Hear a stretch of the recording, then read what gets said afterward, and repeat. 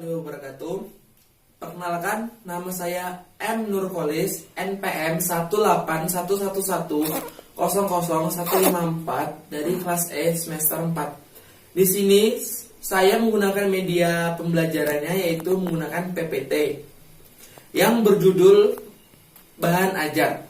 Pengertian bahan ajar. Bahan ajar merupakan informasi, alat, dan teks yang diperlukan guru atau instruktur untuk perencanaan dan penelaahan implementasi pembelajaran.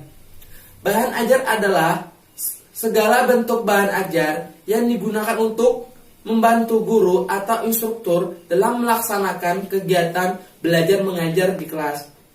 Terus, bahan ajar adalah seperangkat materi yang disusun secara sistematis, baik tertulis maupun tidak, sehingga tercipta lingkungan atau suasana yang memungkinkan siswa untuk belajar. Selanjutnya bentuk bahan ajar. Di sini bentuk bahan ajar ada 5. Yang pertama ada bahan ajar cetak, audiovisual, audio, visual, dan multimedia. Contoh dari bahan cetak adalah handout, buku, modul, lembar kerja siswa atau LKS, dan brosur. Audiovisual contohnya seperti video film dan VCD. Audio contohnya seperti radio, kaset, CD audio. Terus visual, foto, gambar, model atau maket. Terus contoh dari multimedia yaitu CD interaktif, komputer, kaset, dan internet. Selanjutnya cakupan bahan ajar. Ada beberapa ya. Yang pertama judul, MP, SK, KD, indikator, tempat. Terus ada petunjuk belajar. Itu petunjuk untuk siswa atau guru. Selanjutnya ada tujuan yang akan dicapai, informasi pendukung, latihan-latihan, petunjuk kerja, dan penilaian. Nah, itu yang masuk dalam cakupan dalam bahan ajar, yaitu penyusunan peta bahan ajar. Di sini kita menggunakan contoh mata pelajaran biologi. Di sini SK-nya itu siswa mampu memahami hakikat sebagai ilmu, menemukan objek dan ragam persoalannya. Terus KD-nya di sini yaitu mempelajari ruang lingkup biologi, manfaat dan bahayanya. Terus dari SK sama KD tadi ada materi pembelajaran atau judul bahan ajarnya.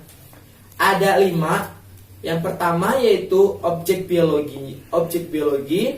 Kedua, persoalan biologi. Ketiga, tingkat organisasi kehidupan. Keempat, permasalahan biologi. Dan kelima, manfaat biologi bagi manusia dan lingkungan. Selanjutnya ada alur analisis penyusunan bahan ajar. Di sini ada alurnya secara berurutan ya. Yang pertama ada standar kompetensi dasar, indikator, materi pembelajaran, kegiatan pembelajaran, dan terakhir bahan ajar. Standar kompetensi sini berkomunikasi lisan dan tertulis menggunakan ragam bahasa yang sesuai dengan lancar dan akurat. Terus kompetensi dasarnya mendengarkan, memahami, wawancara, transisional dan interpersonal. Terus ada indikator mengidentifikasi kelompok kata sifat. Terus ada materi pembelajaran, ada 2, teks berbentuk report dan adjective parts.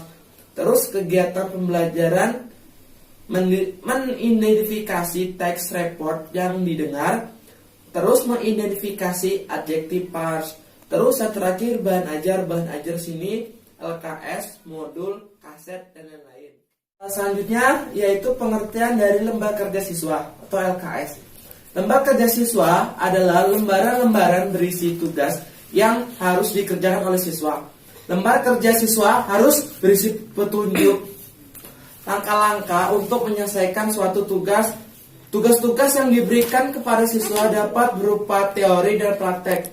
Langkah-langkah penulisan LKS melakukan analisis kurikulum, SK, KD, indikator, dan materi pembelajaran. B. Menyusun peta kebutuhan LKS. C. Menentukan judul LKS. Dan D. Menentukan alat penilaian. Selanjutnya yaitu bahan ajar dan buku teks. Perbedaannya ya, kita harus tahu dulu apa pengertiannya dulu. Bahan ajar merupakan bahan atau materi pembelajaran yang disusun secara sistematis yang digunakan guru dan siswa dalam KBM.